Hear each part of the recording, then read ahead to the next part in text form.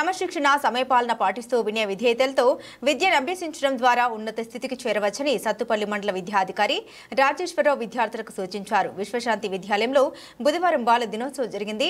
మొదటి రోజు కార్యక్రమంలో భాగంగా టాలెంట్ టెస్ట్, వేమన పద్యాలు, కూచిపూడి నృత్యంలో ప్రతిభ చూపిన విద్యార్థులకు ముఖ్య అతిథిగా రాజేశ్వరరావు బహుమతుల్ని అందించారు. విశ్వశాంతి విద్యాలయం ప్రిన్సిపల్ పసుపులేటి నాగేశ్వరరావు అధ్యక్షతన జరిగిన ఈ సమావేశంలో ఎంఈఓ మాట్లాడారు. రేపటి పౌరులైన నేటి బాలలు పనితీరుతోనే దేశ భవిత ఆధారపడి ఉందన్నారు. ఈ కార్యక్రమంలో పాఠశాల యాజమాన్యం, నరుకుల సత్యనారాయణ, ఉపాధ్యాయులు, విద్యార్థులు పాల్గొన్నారు. Arshia first rank, Gayatri first rank, Bhargavi, Arshia and Srivalli second rank from 10th class.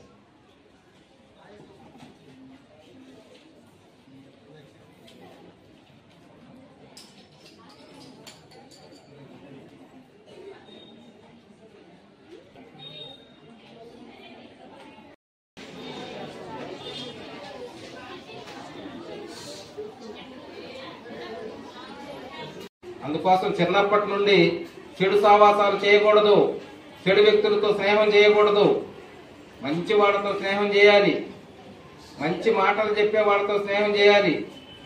ఎవరో కాదు, ఎవరెవరో ఎక్కడెక్కడో కాదు, సార్ని చెప్పిన మాటలు ఎప్పటికప్పుడు మీరు పాటించుకుంటూ, ఎందుకంటే ఇప్పుడే నేను సార్ని ఒక రిక్వెస్ట్ చేశాను. కొత్త టీచర్లు ఈ మధ్య దాదాపు 27 మంది మన మండలంలో చేరటం జరిగింది. కొత్తగా జస్ట్ ఒక 15-20 రోజుల క్రితం వాళ్ళందరికీ కూడా ఒక మోటివేషన్ క్లాస్ ఇవ్వాలని నేను రిక్వెస్ట్ చేయడం జరిగింది. చూడండి, మరి ఆ స్థాయిలో ఉన్నటువంటి సార్ దగ్గర మీరు విద్యను అభ్యసించే పిల్లలు కాబట్టి మీరు ఆ రేంజ్లో ఉండాలని మనస్ఫూర్తిగా కోరుకుంటూ, మీరు పెద్ద పెద్ద ఏం చేయొద్దమ్మా. తెల్లవారుదామున 5:30కి లేవండి. ఒక పద్ధతి ప్రకారం 5:30 దగ్గర నుండి 7:30 వరకు 7 వరకు చక్కగా చదువుకోండి మంచిగా. ఆ తర్వాత చక్కగా కాలకృత్యాలు మొత్తం తెచ్చుకొని మంచిగా ఫ్రెష్ అప్ అయిపోయి స్నానం చేసేసి స్కూల్కి వచ్చేసేయండి. స్కూల్కి వచ్చిన దగ్గర నుండి టీచర్లు మంచిగా మీకు పాఠాలు చెబుతారు.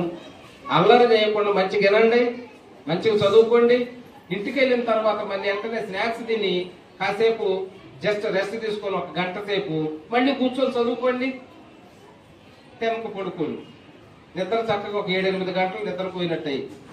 ఈ రకంగా మీ జీవన విధానం ఏది చిన్నప్పటి నుండే మీరు అలవర్చుకుంటే ఆటోమేటిక్ గా మీరు పెద్దోళ్ళు అయిన తర్వాత ఎట్టి పరిస్థితుల్లో కూడా మీరు గాడి తప్పటం అనేది ఉండదు.